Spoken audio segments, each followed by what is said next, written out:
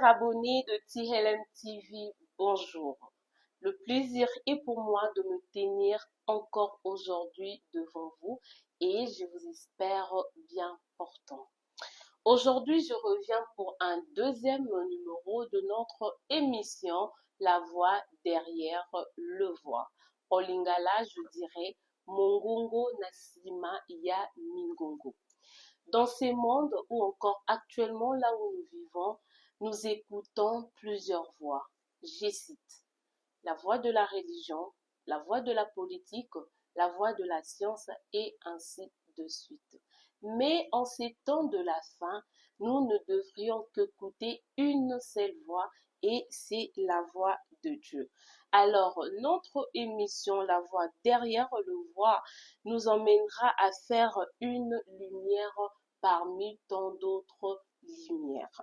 Aujourd'hui, nous parlerons de la vie de Joseph et je ne suis pas toute seule, je suis accompagnée d'un serviteur de Dieu.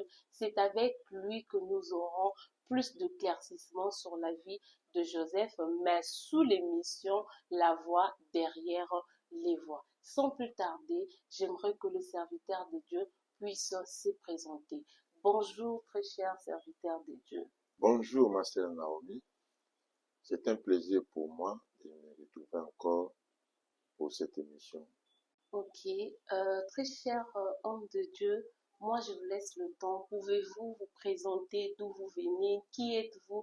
Est-ce que le gens, nos amis qui nous suivent, toutes ces personnes qui nous suivent, peuvent connaître au moins la personne qui se trouve en face d'eux? Merci beaucoup. Je suis votre frère Guy Kaba. Je suis membre de l'église des Élis, du révérend pasteur Kalungu. Je suis un des ministres, un de ses collaborateurs. Ok, merci beaucoup. Et vous avez entendu, c'est un ministre, homme de Dieu, ministre de l'Évangile. C'est avec lui que nous allons avoir plus de lumière par rapport à la vie de Joseph dans notre émission La Voix derrière le voix. Et sans plus tarder, je demanderai à l'homme de Dieu toute chose, à tout Seigneur, tout honneur, avant de commencer, qu'il puisse un peu nous conduire dans la prière afin de commencer avec la dite émission. Serviteur de Dieu, vous pouvez nous conduire dans la prière. Prions le Seigneur. Dieu notre Père céleste, Dieu tout-puissant, créateur du ciel et de la terre, l'auteur de la vie éternelle.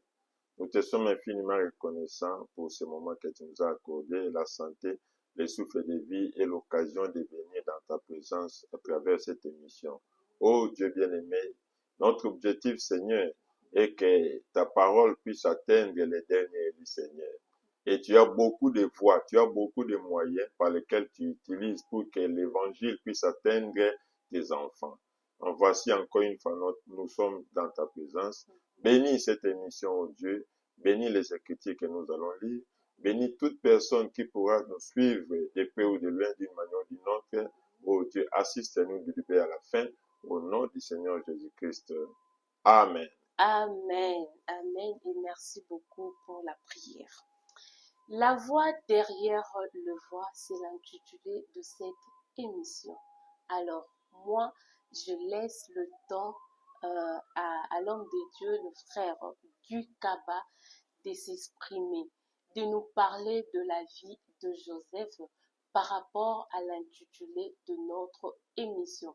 Il va apporter plus de lumière, peut-être que moi et vous que nous ne connaissons pas, et lui, puisqu'il est un serviteur de Dieu, il va un peu creuser, il va vraiment aller jusqu'au fond pour nous aider à comprendre ce qu'était la vie de Joseph dès sa naissance jusqu'à son arrestation, donc en fait de sa vie en général. Alors moi je laisse la parole à frère Guy Kaba. Frère Guy Para, je vous remets la parole et nous vous écoutons. Merci beaucoup, sœur Naomi. Nous aimerions commencer dans la Bible. Nous allons lire la parole de Dieu. Nous prenons notre Bible, le premier chapitre de la Bible, la Genèse au chapitre 37. Nous prenons les 3 premiers versets. Genèse 37, 1 à 3. Nous lisons. Amen. Jacob demeura dans les pays de Canaan, où avait séjourné son père. Voici la postérité de Jacob. Joseph, âgé de 17 ans, faisait paître les troupeaux avec ses frères. Cet enfant était auprès des fils de Bila et des fils de Zilpa, femme de son père. Et Joseph rapportait à leur père leurs mauvais propos. Israël aimait Joseph plus que tous ses enfants, plus que tous ses autres fils, parce qu'il l'avait eu dans sa vieillesse, et il lui fit une tunique en plusieurs couleurs. Que Dieu bénisse sa parole. Amen. Ok, en lisant l'histoire de Joseph dans la Bible, nous retrouvons que le récit nous enseigne que l'histoire de Joseph est l'un des récits les plus longs de la Bible et les plus riches. Ça regorge en elle 13 chapitres, depuis le chapitre 37 de la Genèse jusqu'au chapitre 50. Alors, qui était réellement Joseph? Naturellement parlant, Joseph était le 11e fils de Jacob. Il était le fils aîné de sa mère Rachel, la plus jolie femme de Jacob et la femme la plus aimée de Jacob. Joseph, nous aimerions d'abord, entre parenthèses, s'il vous plaît, chers téléspectateurs, nous aimerions d'abord ressortir les qualités de Joseph. Quelles ont été les qualités de Joseph? Et nous allons ramener ça dans la parole de Dieu. Et puis nous allons de là ressortir les leçons morales pour nous aujourd'hui. Alors, parmi les qualités, Joseph était le fils aîné, le plus aimé de son père Jacob. Et les fils haïs, ses frères les haïssaient. Nous allons en parler un peu plus long, pourquoi il les haïssait. Joseph était un enfant amoureux. Il était un enfant prospère. Joseph était un enfant dont il prenait au sérieux ses responsabilités. Il était fidèle par rapport à ses engagements, par rapport à ses responsabilités. Joseph était un enfant spirituel. Joseph était un enfant qui savait aimer ses ennemis. Quand bien même vous pouvez les haïr, mais Joseph gardait toujours les bons sentiments par rapport à ses ennemis. Joseph était un enfant béni de Dieu. Et nous aimerions aussi savoir quel représente Joseph aujourd'hui. Parce que là, nous parlons de Joseph naturel qui était en Israël. Et maintenant, quel représentait Joseph pour nous aujourd'hui? Voilà quelques points. Parce que c'est une histoire qu'on ne peut pas décortiquer en quelques minutes. Mais quand même, on pouvait seulement prendre quelques points saillants qui nous intéressent par rapport à ça. Nous allons ressortir les leçons morales. Alors, nous voyons que Joseph était un enfant aimé de son père. Pourquoi Joseph était un enfant aimé de son père? Alors, Joseph, il était aimé de son père, haï de ses frères, parce que Joseph était spirituel. Il rapportait, les récits nous renseignent que Joseph rapportait des mauvais propos de ses frères.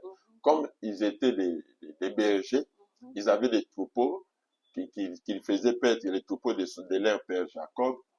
Par exemple, leurs frères pouvaient dire, Joseph, on peut prendre des troupeaux ici, on mange et puis on va aller mentir à papa que non, il y a une bête qui les a terrassés. Et Joseph n'était pas d'accord avec ça. Et c'est comme ça que Joseph allait toujours rapporter tous les mauvais propos, tous les mauvais comportements de ses frères à leur père Jacob.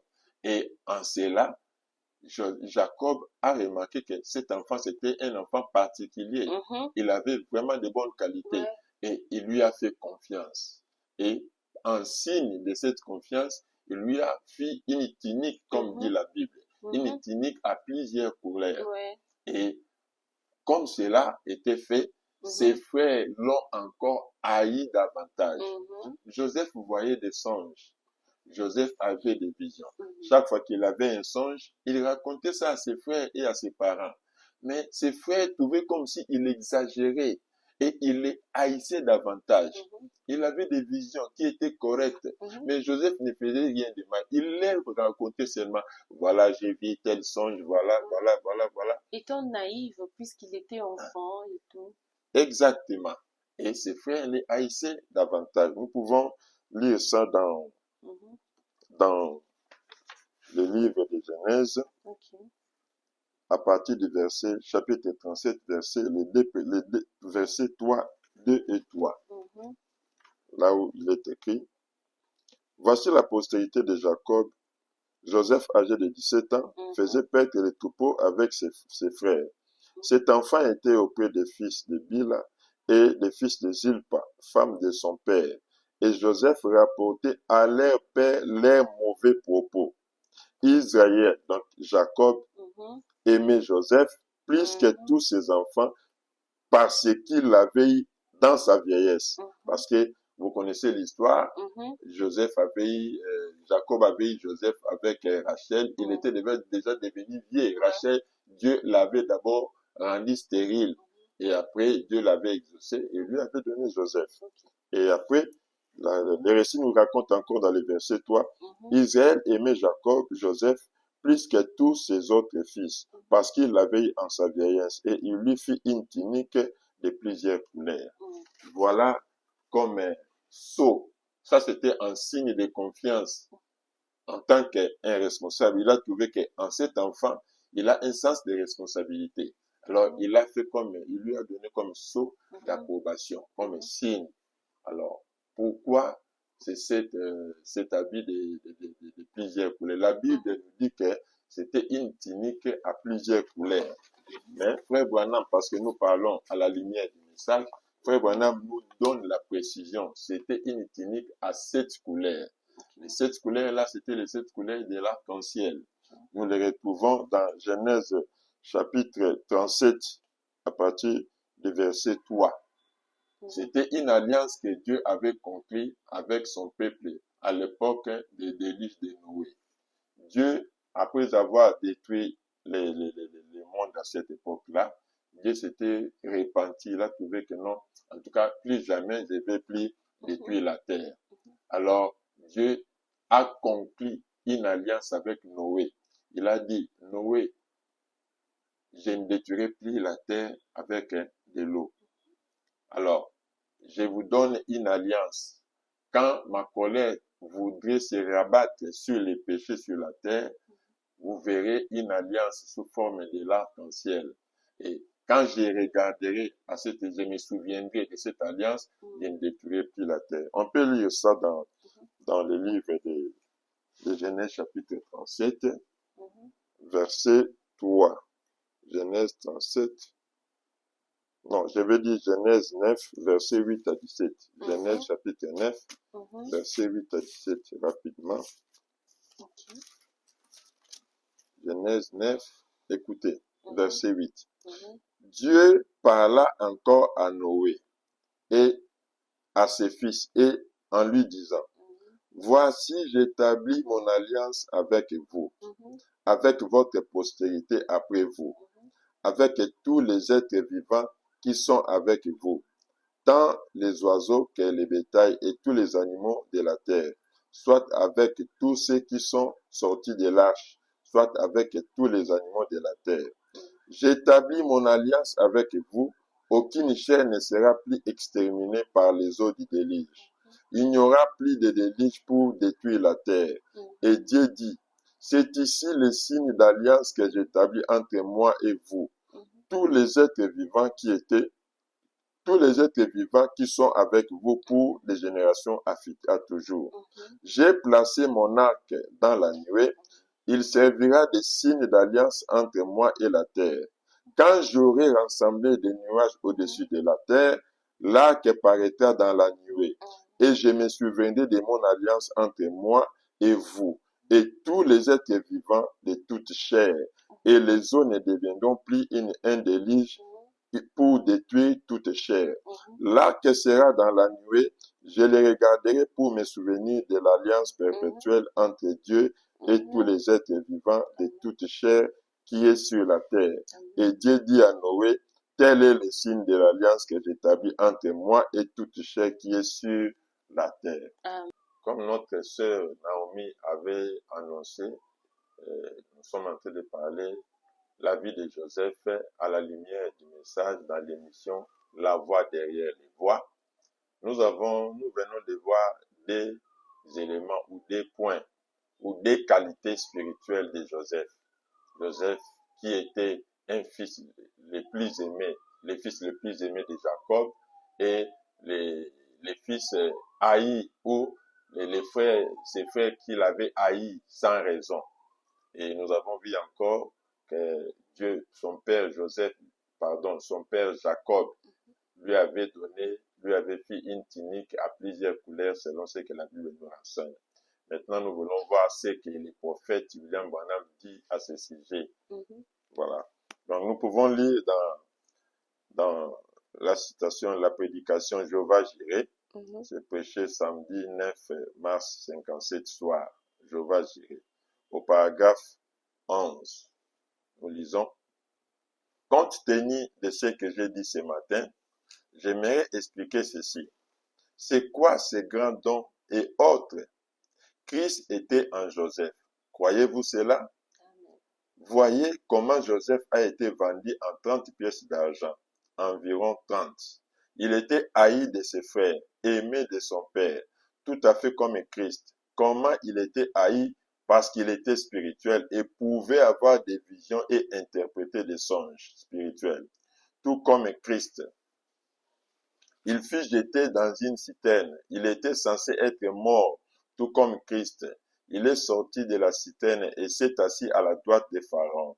Lorsque Joseph s'avançait, on sonnait la trompette et on disait: fléchissez les genoux devant Joseph. Il pouvait voir les princes de Pharaon quand il les voulait. Et personne ne pouvait venir à Pharaon sans passer par Joseph. Une image parfaite de Christ. Amen. Lorsque David fut détourné à Jérusalem et chassé sur les monts des Oliviers par son propre peuple, ses propres enfants, pendant que David gravissait la montagne. Bon, nous voulons, excusez chers téléspectateurs, nous voulons prendre de plus ce qui nous intéresse pour gagner le temps. Nous prenons où est-il le roi des Juifs? C'est prêché le 21 décembre 1958. Où est-il le roi des Juifs? Au paragraphe 123. Si vous remarquez les Écritures, considérez qui était Joseph. Considérez l'esprit de Christ en Joseph. Il était haï de ses frères parce qu'il était spirituel. Il avait des visions, mais il était aimé de son père. N'était-ce pas là Jésus? Il fut vendu pour 30 pièces d'argent par ses frères, comme l'a été Jésus. Il fut livré comme l'a été Jésus. Il fut jeté dans une fosse et passé pour mort, comme l'a été Jésus. Il fut relevé et devint les bras droits de Pharaon. Nul homme ne pouvait venir à Pharaon si par Joseph. Et quand Joseph passait, venant de la droite de Pharaon, on criait: fléchissez les genoux, car Joseph vient. Nous prenons la dernière citation pour ce point. Le discernement de l'esprit. Au paragraphe 31, le discernement de l'esprit prêché le dimanche 21 novembre 47. Au paragraphe 31. Remarquez, il descend de là, comme c'est parfait dans les Écritures. Comment Joseph, le plus jeune fils, rejeté par ses frères, Christ, rejeté par ses frères, Joseph pourtant portait un manteau de cette couleur. Là, nous abordons déjà les points en rapport avec la tunique que Joseph, son père, lui avait donnée en signe de reconnaissance étant un enfant loyal et fidèle. Nous avons lu des citations du prophète William Branham. Nous voulons lire encore même des citations au sujet de la tunique. Je ne sais pas, ma sœur Naomi, si jusque-là vous avez une préoccupation. Oui, j'ai une petite préoccupation. Bon, Jacob, dans sa vie, vous avez dit, il avait 12 fils. Hein? Il avait 12 fils. Donc, on sous-entend là que Jacob n'a jamais eu de fille, c'est ça? Si, il avait une fille. Ok. Il avait une fille. Mais comme en Israël, on ne compte vraiment pas les filles. On On comptait que parle le plus garçon, voilà. de garçons. Donc, il avait 12 fils. Alors, parmi ces 12 fils, il y avait que Joseph qui était le plus aimé, le plus convoité. Ma question, c'est celle de savoir pourquoi seulement Joseph et pas ses autres fils? Pourquoi Jacob pouvait aimer autant Joseph alors que devant Joseph, il y avait 10 autres? Vous voyez, devant Joseph, il y avait 10 autres et Joseph était le 11e. Dès son jeune âge, en sous-entend là que vous avez dit, Joseph avait 17 ans. Là, on peut comprendre que ses frères avaient déjà de 20, 25. Alors, humainement comme ça, on peut comprendre que ceux qui ont de l'âge plus avancé, ce sont eux qui doivent être matures, conscients et tout, mais ce n'était pas le cas avec le frère de Joseph. Par contre, Joseph, le tout petit, il était vraiment assidu et posé. Alors, pourquoi seulement Joseph et pas ses autres fils? Merci beaucoup pour la question, ma sœur Naomi. Je crois que la Bible l'a si bien éclairci. Premièrement, son père l'avait eu en sa vieillesse. Vous savez, naturellement, les enfants que nous avons toujours dans la vieillesse sont des enfants comme des amis plus proches.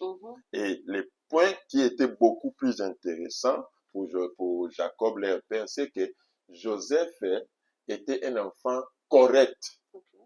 Son père. Prenons par exemple aujourd'hui, quand papa vous envoie, Naomi va m'acheter les bananes. Tu vas acheter les bananes, il vous donne 10 dollars. Et puis vous revenez, d'abord vous achetez des très bonnes bananes, vous revenez et puis vous donnez la différence. Alors que les autres, quand papa les envoie, ils ne donnent pas la différence.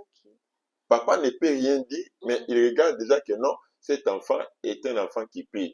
Mais celui-là est correct. Et puis quand nous étions des enfants, maman a laissé la marmite de la nourriture pour tout le monde.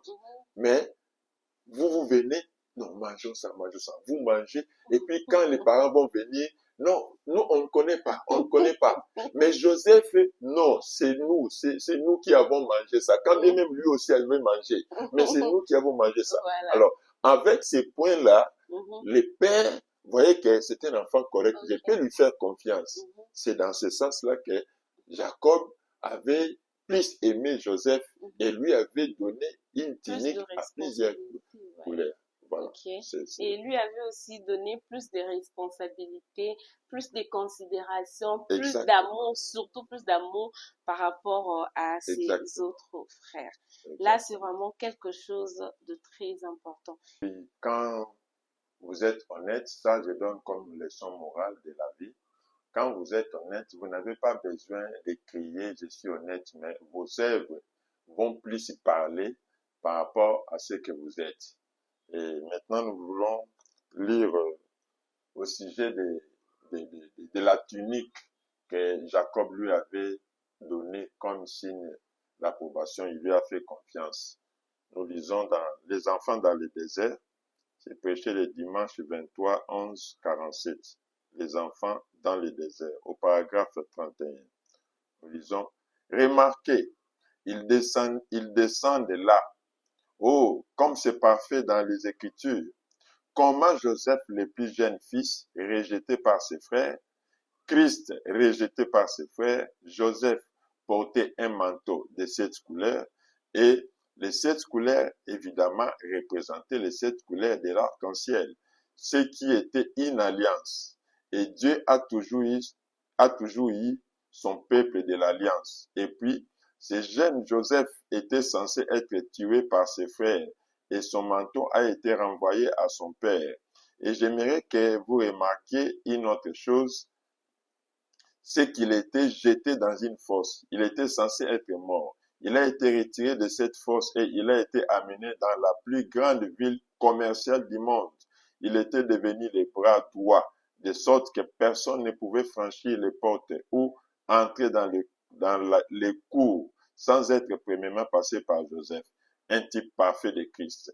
On pensait qu'on l'avait tué et on l'avait jeté dans la tombe, mais Dieu l'a ressuscité. Et aujourd'hui, il est assis à la droite des majestés divines et personne ne peut venir à Dieu sans passer par Christ. Et c'est vrai, vous voyez, donc c'est ça, la tunique, ça représentait une alliance que Dieu avait conclue avec son peuple. Et aujourd'hui, la tunique pour nous, c'est le Saint-Esprit. Donc, quand vous avez le Saint-Esprit, vous avez une alliance avec Dieu.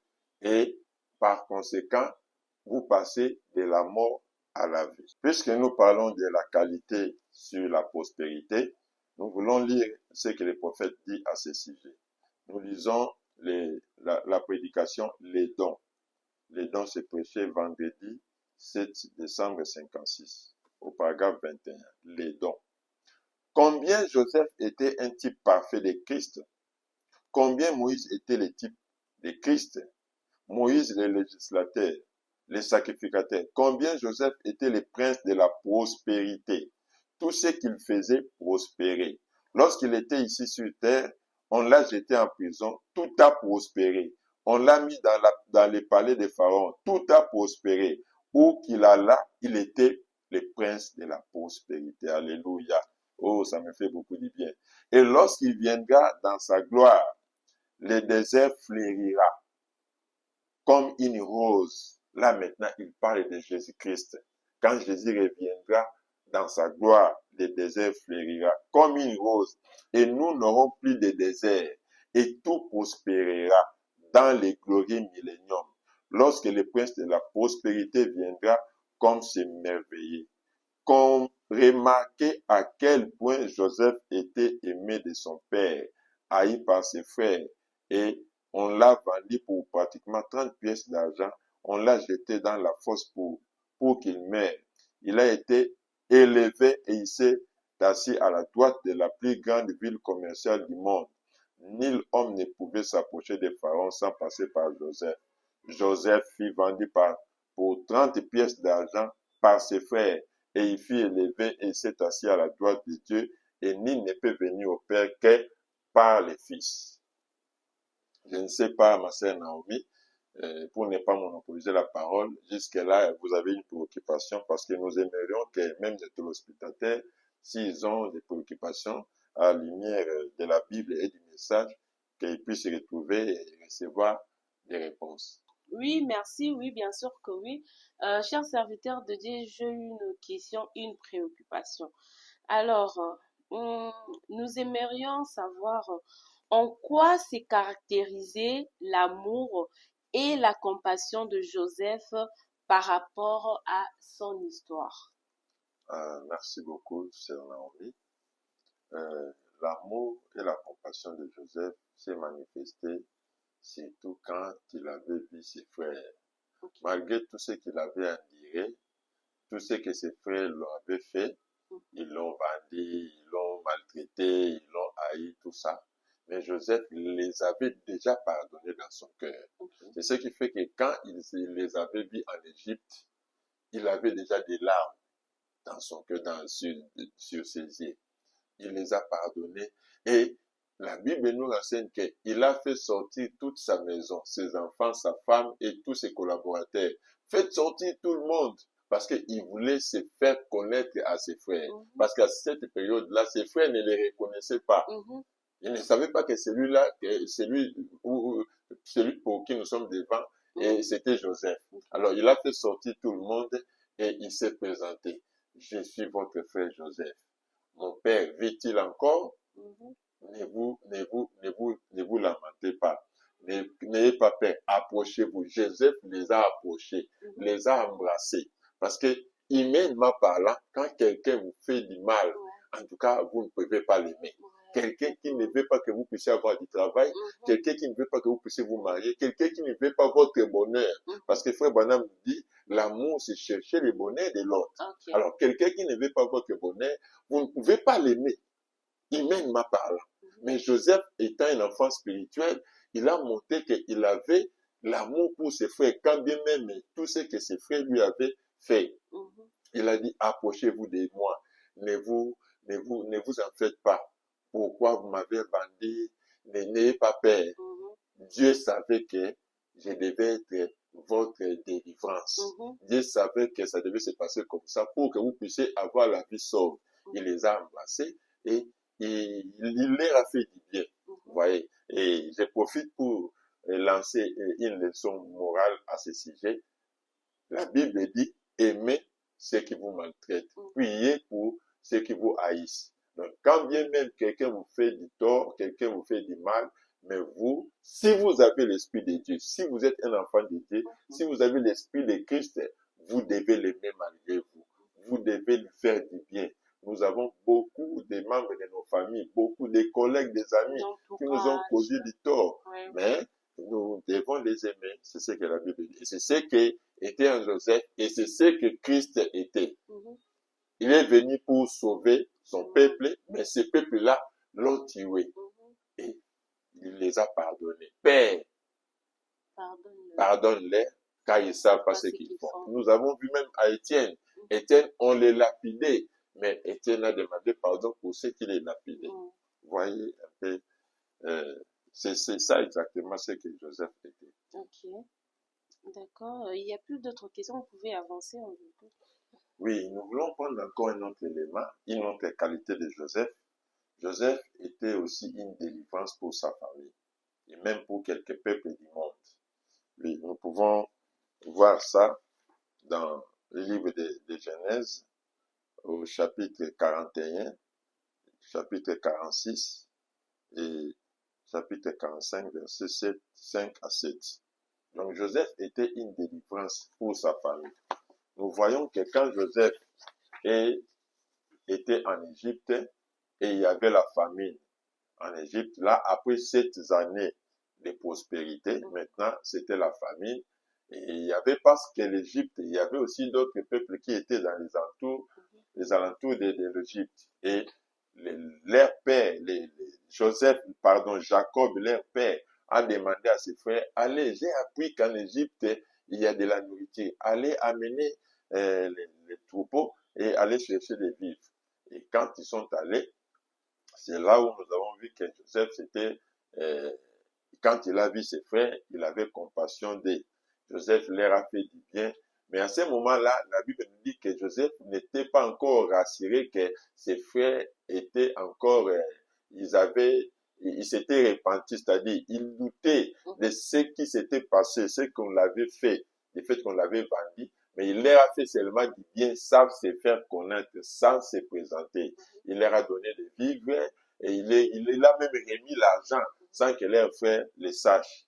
Et quand ils sont arrivés, et leur père était content, tout ça, et après, ils étaient rentrés. Oui, chers téléspectateurs, nous sommes en train de donner des passages, des références du message, parce que le sujet de l'émission, c'est la voix derrière les voix et l'histoire de Joseph à la lumière du message. Nous allons lire l'exposé de cet état de l'Église à la page 37. Nous lisons là où le prophète est tenté de parler comment Joseph était une délivrance pour sa famille. Voyons comment tout ceci est typifié dans Genèse, chapitre 45, là où Joseph raconte ses frères et se fait connaître à eux. Genèse 45, 1 à 7, Joseph ne pouvait plus se contenir devant tous ceux qui l'entouraient. Il s'écria, faites sortir tout le monde. Il ne resta personne avec Joseph quand il se fit connaître à ses frères. Il éleva la voix en pleurant. Les Égyptiens l'entendirent et la maison de Pharaon l'entendit. Joseph dit à ses frères, je suis Joseph. Mon père vit-il encore? Mais ses frères ne purent lui répondre car ils étaient troublés en sa présence. Joseph dit à ses frères, approchez-vous de moi. Ils s'approchèrent et il dit, je suis Joseph, votre frère que vous avez vendu pour être mené en Égypte. Maintenant, ne vous affligez pas et ne soyez pas fâchés de m'avoir vendu pour être conduit ici, car c'est pour vous sauver la vie que Dieu m'a envoyé devant vous. Voilà 2 ans que la famine est dans le pays, et pendant 5 ans encore, il n'y aura ni labour ni moisson. Dieu m'a envoyé devant vous pour vous faire subsister dans le pays et pour vous faire vivre par une grande délivrance. Nous lisons encore les chefs-d'œuvre prêchés le 5/7/1964 au paragraphe 97, les chefs-d'œuvre. Souvenez-vous, Joseph, par la révélation, il a sauvé le monde grâce à sa grande prophétie. Sans Joseph, le monde serait mort. De même, sans Jésus, le monde aurait été mort, car Dieu a tant aimé le monde qu'il a donné son Fils unique, afin que quiconque croit en lui ne périsse point. Dieu tient la vie en réserve. Voilà, chers téléspectateurs, l'aspect de la délivrance de Joseph par rapport à sa famille et aussi au monde entier. Et nous voulons encore prendre un autre élément ou une autre qualité de Joseph. Joseph qui était le type parfait. Joseph était le type parfait de Dieu. Avant d'arriver d'abord là-bas, j'aimerais que là, ça vienne en dernier point. Nous voulons d'abord voir Joseph par rapport à l'étape qu'il a passée en prison, et puis la prison l'a amené à gauche, à droite de Potiphar. Oui, un autre élément, une autre qualité de Joseph, comme nous venons de voir parmi les écritures que nous avons lus. Joseph était un enfant spirituel. Joseph était né prophète. Joseph voyait des visions. Joseph, il interprétait des songes. Et Joseph était vraiment un enfant béni.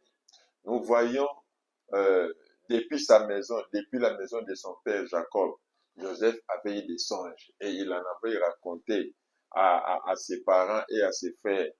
Et quand Joseph est allé en prison, Joseph, il avait deux personnes. Il y avait les panessiers qui étaient à côté de lui, et puis il y avait les chansons.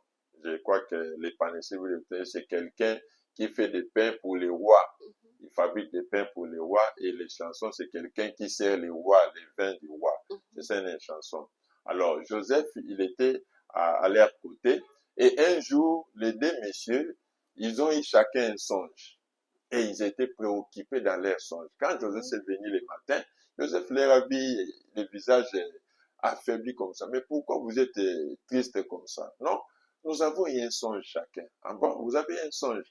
Racontez-moi votre songe. Non, moi, j'étais dans mon sommeil, j'ai vu qu'il y avait ça, il a raconté les songes.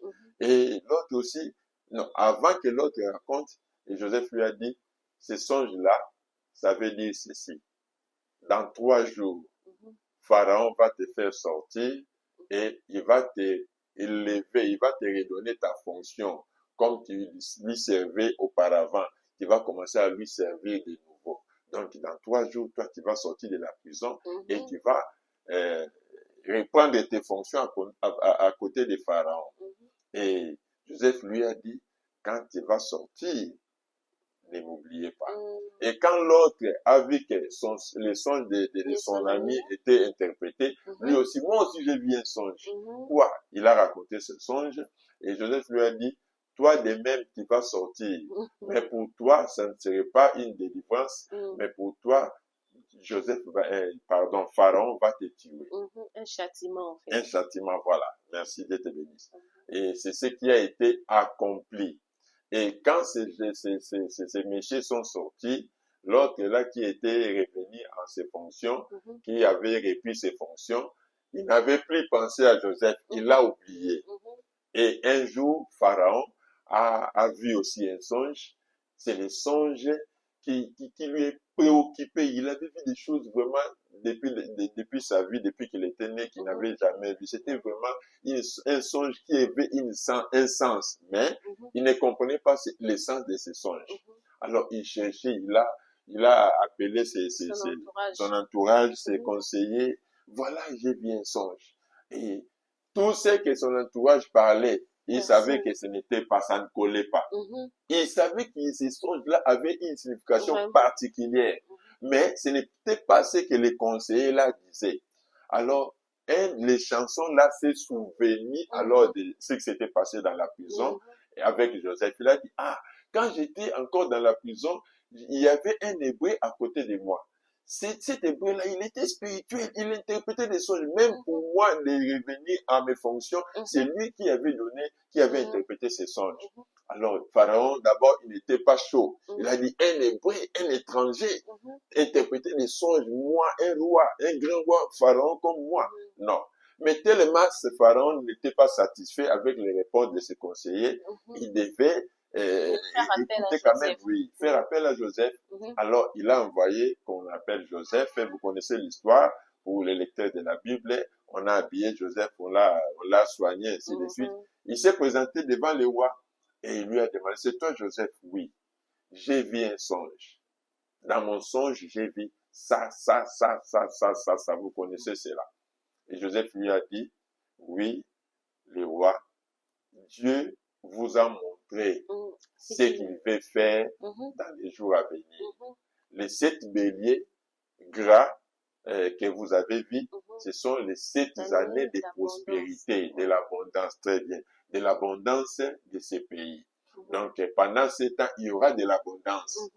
Et les 7 maigres vaches que vous avez vues, là, ce sont les 7 années qui vont suivre de la famille. C'est ça les songes. Alors, le roi a dit maintenant, qu'est-ce que je peux faire? Et Joseph a donné la solution. Voyez l'Esprit de Dieu en Joseph. Quand vous avez Dieu, Dieu peut vous révéler la difficulté de votre frère, de votre sœur, même à l'église. Dieu m'a dit aujourd'hui que à côté des sœurs, la toilette des sœurs, il faut veiller, il ne faut pas que les enfants ils puissent aller là-bas. Donc, Dieu révèle. C'est ce que Joseph, Dieu lui avait révélé. Et aujourd'hui, nous voyons dans nos églises, même dans les églises du message, on donne seulement des messages déjà, vous êtes sorcier, oh, il est en voûte. Non. Dieu, s'il me dit que je suis sorcier, il donne la solution. Pour que cette sorcellerie puisse partir, faites ça. Et lui va faire ça. Ce n'est pas, moi je ne crois pas au message seulement, vous êtes sorcier. Donc Dieu qui voit la sorcellerie en moi, il est incapable de me délivrer. Donc là, vraiment, il faut que nous puissions être très regardants à ce genre de messages. Voyez. Donc Dieu avait révélé à Joseph la solution. Le roi, si vous voulez que nous puissions, les pays puissent rester en paix et que pendant les périodes de la famine, nous puissions survivre, alors faites ça. Donc, faites des provisions, prélevez l'impôt de chaque revenu, de chaque peuple, tout. Joseph a donné des solutions, vous pouvez lire ça dans la Bible. Joseph a donné des solutions et c'est ce qui fait et résister jusqu'à ce jour les pays d'Égypte. Les pays d'Égypte, si ça résiste, c'est à cause de cette solution que Joseph avait donnée. Vous voyez? Alors, on peut lire ça rapidement dans le message Hébreux chapitre 1, prêcher les 21, 8, 57, paragraphe 91, paragraphe 90, Hébreux chapitre 1. Regardez Joseph, aimé de son père, haï de ses frères, et vendu pour à peu près 30 pièces d'argent. Jeté dans un puits, passant par mort, il fut retiré de là. Lors de sa persécution, les chansons firent sauver les bouchers perdus. Des voleurs à la croix. Là maintenant, il parle de Jésus. Il fait le parallélisme entre Jésus et Joseph. Alors, quand il sortit de ce puits, il monta et fut placé à la droite de Pharaon, la plus grande ville commerciale, la nation qui assujettissait tous les restes du monde, et personne ne pouvait venir à Pharaon sans passer par Joseph. Jésus s'était à la droite de Dieu, et personne ne peut venir à Dieu si ce n'est par Christ. Et quand Joseph quittait son trône, qu'il sortait, les gens les précédaient, criaient et faisaient retentir les trompettes, sonnant les trompettes et disant, fléchissez les genoux, Joseph vient. Vous voyez? Donc là, vous pouvez lire aussi la perfection au paragraphe 31, la perfection. Le prophète en parle aussi, mais là, vous pouvez lire perfection, prêcher le 10 juin 56, au paragraphe 31. Alors, d'accord. De là, je crois que petit à petit, nous tendons vers la fin de notre émission. Notre très belle émission la voix derrière la voix. Alors, je pense que ça va être la toute dernière question, la toute dernière préoccupation. Et très cher serviteur de Dieu, en conclusion, en un mot, par rapport à notre émission du jour, la voix derrière le voix. Qu'est-ce que vous pouvez nous dire ou encore qu'est-ce que vous pouvez nous expliquer, nous conclure? C'était quelle voix que Joseph écoutait et nous allons mettre fin à notre émission. En conclusion, ma sœur Naomi, euh, par rapport à notre émission La voix derrière les voix, et l'histoire de Joseph à la lumière du message, Joseph était un enfant béni. Toute personne qui a Christ, toute personne qui a le Saint-Esprit est une personne bénie. La bénédiction dont nous faisons allusion ici, ce ne sont pas des bénédictions matérielles, comme le monde veut les voir, que si vous êtes béni, vous êtes un homme, vous avez des buildings, vous avez... Non. La bénédiction, c'est avoir la vie éternelle. C'est la plus grande des bénédictions que nous puissions avoir. Joseph ayant été rempli du Saint-Esprit, Joseph comme type parfait de Jésus-Christ, il était béni. Comment? Nous avons énuméré certains points par rapport à notre histoire. Il était béni, puisqu'il était béni, il était en bénédiction pour tout le monde. Partout là où Joseph passait, il était un enfant béni. Et tout le monde bénéficiait des qualités que Joseph avait. Et maintenant, qui est Joseph aujourd'hui par rapport à nous? Aujourd'hui, Joseph par rapport à nous, c'est Joseph, il représente une église remplie du Saint-Esprit. Moi et toi qui m'écoutes, toi mon frère, toi ma sœur qui m'écoute, nous, en tant que croyants, en tant que chrétiens, remplis du Saint-Esprit. Donc, si vous n'êtes pas remplis du Saint-Esprit, Joseph ne vous représente pas. Là, vous êtes une église tiède. Là, vous êtes exactement comme les frères de Joseph qui les haïssaient. Mais si vous avez le Saint-Esprit, là, vous êtes comme Joseph. Là, Joseph vous représente. Donc, Joseph représente aujourd'hui une église remplie du Saint-Esprit. Les croyants, les chrétiens remplis du Saint-Esprit. Nous allons lire ça pour terminer. Là où les prophètes en parlent, c'est la révélation de Jésus-Christ, prêché le 4 décembre 1960, au paragraphe 321. La révélation de Jésus-Christ. Joseph qui représente aujourd'hui l'Église remplie du Saint-Esprit. Nous lisons, bon, quand Joseph est né, il était haï de ses frères. Est-ce vrai? Maintenant, je voudrais vous le démontrer. Joseph représente l'Église remplie du Saint-Esprit. L'Église remplie de l'Esprit. Joseph était haï de ses frères. Pourquoi? Parce qu'il était spirituel. Joseph ne pouvait rien au fait qu'il pouvait avoir des visions. Il ne pouvait rien au fait qu'il pouvait avoir des songes. Vous voyez, il interprétait des songes. C'était quelque chose qui était en lui.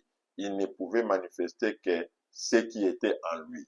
Donc, c'est que nous manifestons, c'est-à-dire la vie que nous menons est la manifestation de ce qui est réellement en chacun de nous. Donc, si je mène une bonne vie, c'est-à-dire si je mène une vie chrétienne, cela prouve que l'Esprit de Christ est en nous.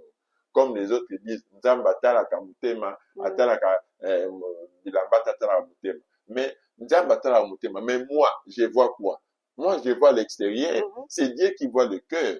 Mais comment je saurais que vous êtes un enfant de Dieu ou vous êtes chrétien? C'est par rapport à ce que vous êtes en train de manifester, par rapport à la vie que vous êtes en train de mener. C'est ce qui était Joseph. Joseph, il a mené une vie qui était rapprochée de Christ parce que il était le type parfait de Christ, parce qu'il avait le Saint-Esprit en lui. Moi et toi aussi, mon frère, si nous avons le Saint-Esprit, nous allons manifester les œuvres de Christ. Nous allons vivre la vie chrétienne sans pour autant crier très haut. Voilà, en quelques mots, en conclusion, ce que je pourrais dire par rapport à l'histoire de notre frère Joseph, fils de Jacob. Merci beaucoup, cher serviteur de Dieu. Merci pour l'éclaircissement. Alors, très chers téléspectateurs, très chers abonnés de TLM TV, je vous remercie de nous avoir suivis et on se retrouve à la prochaine pour un prochain numéro. Et surtout, n'oubliez pas de vous abonner, de liker, de commenter pour ne rien manquer. Que Dieu vous bénisse, portez-vous bien et on se retrouve à la prochaine. Ciao! Vous êtes exigeant? Nous le sommes également. Elle est légère, elle est fraîche. L'eau du rocher Perle est une eau de table traitée selon les techniques les plus strictes. De par sa composition équilibrée en minéraux essentiels, calcium, magnésium, potassium, bicarbonate, sulfate, nitrate, chlorure. L'eau du rocher Perle est recommandée pour la bonne croissance des nourrissons, mais aussi pour toutes les couches sociales de la population, les bureaucrates, les mécanos, les jeunes et vieux. Vous trouverez l'eau du rocher Perle dans les bouteilles de 330 ml, 750 ml et 1,5 litre. Nous sommes Perle, l'eau du rocher.